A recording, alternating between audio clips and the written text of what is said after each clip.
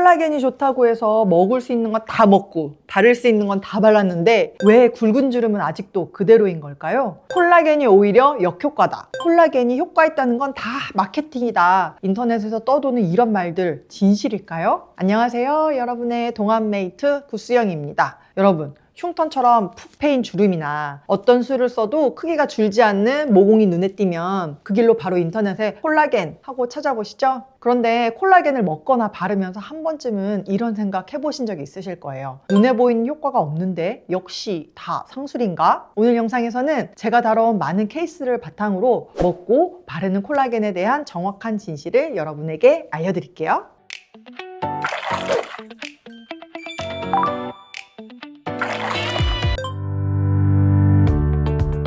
본격적인 시작 전에 여러분이 가장 많이 놓치는 부분을 먼저 짚고 넘어갈게요. 굵은 주름의 문제는 대부분 피부 겉이 아니라 피부 속 구조에 있습니다. 피부는 겉의 표피 그리고 주름과 흉터의 형태를 결정하는 진피로 나뉩니다. 그런데 우리가 바르는 대부분의 화장품은 대부분 표피까지만 영향을 미칠 수 있어요. 피부는 각질층이라는 강력한 보호막을 가지고 있는데 분자량의 큰 물질은 이 보호막을 뚫고 넘어갈 수가 없거든요. 조금 더 전문적인 영역으로 들어가자면 500달톤룰을 얘기해 볼 수 있겠는데요. 콜라겐은 분자량이 굉장히 큰 편이에요. 그래서 바르는 콜라겐이 진피 구조 자체를 바꾸기는 힘듭니다. 단지 피부 표면에서 수분 손실을 막아주는 역할을 한다는 쪽에 더 가까워요. 정리하자면 바르는 콜라겐은 피부의 환경, 구조적인 문제로 인해 콜라겐이 가진 영향력을 다 펼치지 못하는 셈이에요.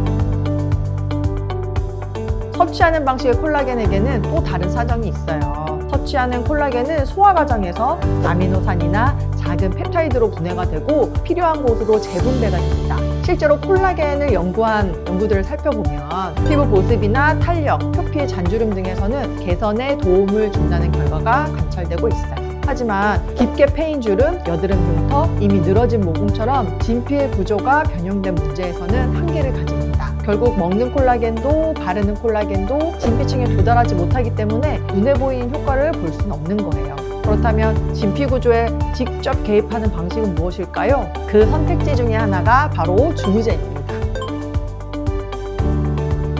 다들 주부젠 하면 피부를 촉촉하게 만드는 시술 이렇게 생각하시나요? 그런데 주부젠의 효능은 거기서 끝이 아닙니다. 주부젠은 보통 콜라겐에 도달하기 어려운 진피층 구조를 다시 세워주는 직접적인 영향을 주는 시술이에요. 깊은 주름, 여드름 흉터, 늘어진 모공은 진피층의 기둥이 무너져서 생긴 빈 공간들이라고 말씀드렸었죠. 그래서 피부 겉이 아니라 속부터 채워야 하는 이런 문제들은 주부젠이 논리적으로, 구조적으로 맞는 솔루션일 수밖에 없어요. 맞습니다. 조금 더 기다리셔야 해요. 주부젠은 단순히 진피 공간을 채우는 게 아니라 콜라겐을 생성하게 해서 빈틈없이 재배열하게 하는 시술이에요. 이런 과정은 수주 단위의 그런 시간이 필요하고 보통 4에서 6주 정도 되면 그 변화가 눈에 띄게 보이는 경우가 많습니다. 깊게 패인 여드름 흉터나 모공의 경우 완전히 사라지게 만들긴 어렵지만 경계가 덜 또렷해지고 전체 구조가 완만해지는 방향으로 변화가 눈에 보이게 됩니다.